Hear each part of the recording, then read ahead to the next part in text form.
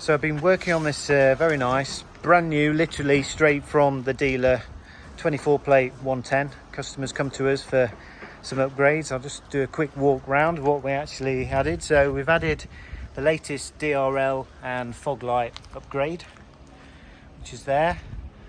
We've added our new LED light carbon grille.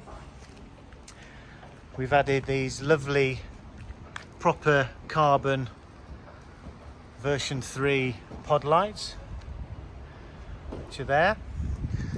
We've upgraded the sill covers to be gloss with the Chequerplate.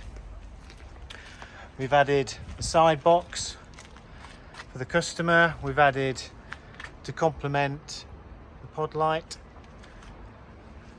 our carbon spoiler, as you can see.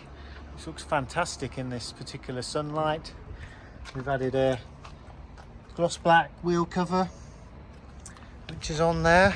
And I'll just pan round so you can see a proper full version from the front, obviously with the DRLs, the carbon grille and carbon pod lights on there.